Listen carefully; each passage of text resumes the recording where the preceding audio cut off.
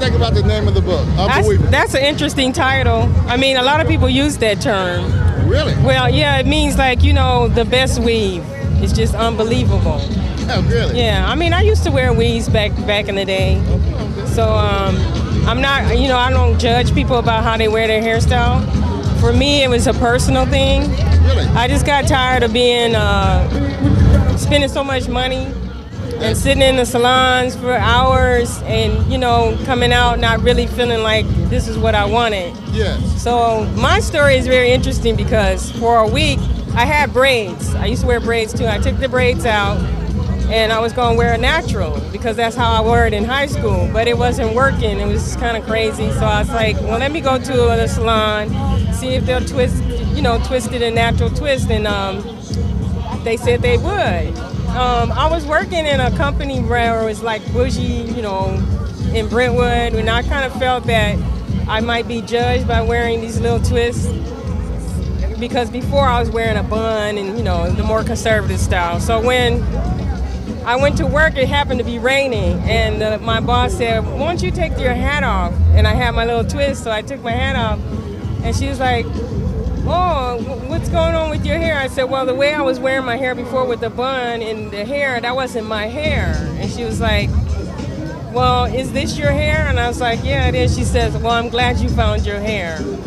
Really? Which was a very interesting take on it because I thought she was going to have a problem with it. But it made me really look at, yeah, this is my hair. So, and was that a white woman? It was a French woman, yeah. And then it was in Brentwood, which is kind of like, you know, higher clientele. So, and yeah, there was no problem? No negativity at all about it, yeah. That's outstanding. Yeah. And how long you been wearing About 14 years. They were longer, but I cut them. Just giving us a little twirl around and let us see.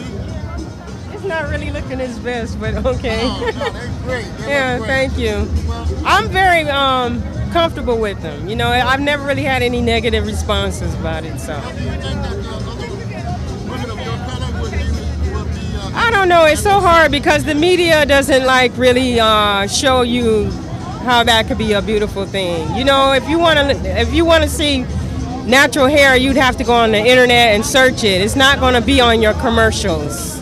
So, you know, only thing you see on commercials is shining, flowing hair. So. And also, you said something about that it's really expensive wearing a weave. Yeah, it's expensive. It gets to the point where it costs you a lot of money, you know, especially if you want one that looks good. I just wanted to ask a question, a more personal question. You have any children? Yes, I have one son. And when you were wearing your weave, how old was he? He was in the elementary years, about 9, 10. Yeah. 9 and 10. Now, honestly, did he ever have suffer financially because you had to spend that money on the weave?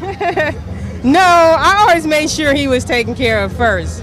But, you know, there were other things you give up, you know, so that you can get your hair done. Yeah. Well, thank you, Makita. Makita, it has really been a real interesting experience, and I thank you very much for allowing us to interview. Well, good luck on your book. Thank you so much.